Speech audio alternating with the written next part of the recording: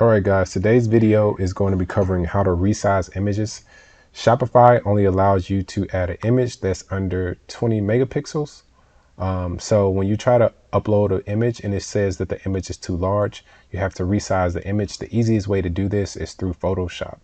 If you do not have Photoshop at the moment, I do not have another alternative for that. You would either have to hire a graphic designer to do this for you, or you would have to download Photoshop. So luckily, us being a design team, we have Photoshop at our leisure. So I'm going to go to the email. I'm going to go to this client's photo shoot. So she wants us to resize images for her. All right, so I'm going to download the image.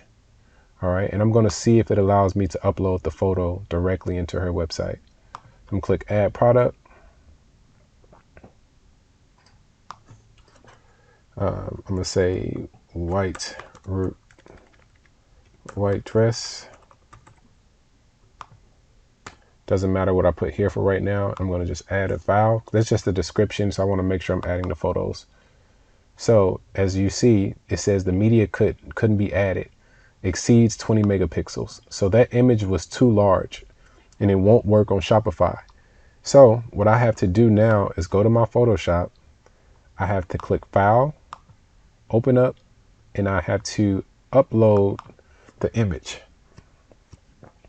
All right, so this is a really high quality photo. So the photographer, this is typically the photographer's job to make sure that your images are website optimized or web optimized, because if they're raw photos and they're not condensed down to work on a website, they're going to be huge files. So if I click image and I click image size, this file is 71 megapixels. So 71, and it has to be under 20. So this file is extremely too big to work on a Shopify platform. So the easiest way for like a best practice, I like to make sure it's like under 10. So it still keeps the quality, but at the same time, it doesn't, it keeps the quality of the image, and it's still like a large file. So I like to play around with like 1300 on the width, and make sure this says pixels to the right, right? So make sure it says pixels. If it says anything besides pixels, you're doing it wrong.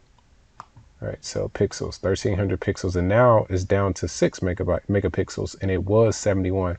So it's down to 6. I can probably give it a little bit more. You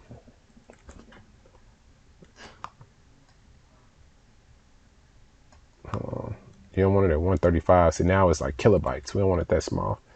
But just worry about changing the width. Don't worry about changing the height, because it automatically adjusts.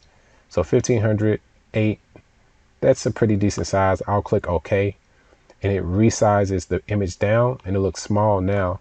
So I just hit File, Save As, and I just usually like put another number behind that number just so it can save. Because if you don't put another number behind it, then you'll save over the original picture, which is fine also. But just I usually honestly like to put the word min behind it. I don't know why I didn't do that. But now if I click upload, the image uploads just fine. All right. So same thing if I go to the next image, if I click download, boom. If I try to upload this picture to this client site, if I grab it and drag it, probably going to be too big. All right, so it's not even doing anything. The file is so big, it's not doing anything. So I have to go back to Photoshop, hit File, hit Open, grab it, boom, full image uploads. I click Image, I click Image Size. Again, this one is huge again, so I'll do 1500 again. Keep it around about the same. Hit OK. Hit File again, Save As. Make sure you're doing Save As. And I like to do -min. So -min. All right, okay. So now when I upload it, add media, it uploads just fine. So that's how you enter images into your website. So now we're going to go into finishing out the product. So you would just go to, you would put like a default price. I say 99 is a good price, 99. Some businesses like to track quantity, some don't. I prefer not to track quantity, but I'm going to do track quantity just for quantity purposes. So then you leave that. And because this is a clothing boutique, you don't have to worry a lot about variants. So you can skip all of this information like weight, shipping, country.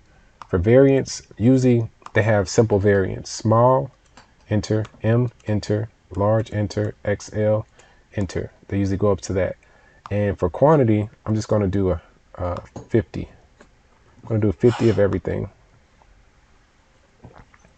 Boom, 50. Control V. Basically, all I'm doing is Control V. So I already, oops. So I just put 50 of each, and I'm going to hit save. And now that product is saved. So here's a cheat code. If you're creating a new product, instead of selecting create new product and have to enter in all those variants again, it's honestly faster. So like I'm going to just grab a description from another website. So let's say if I go to something like Pretty Little Things, right? I'm going to grab a description from a random product. So this way the customer can have a better idea of a description, right? Of how to lay out a description. So if I go to clothing, dresses, and I want to grab a dress. All right.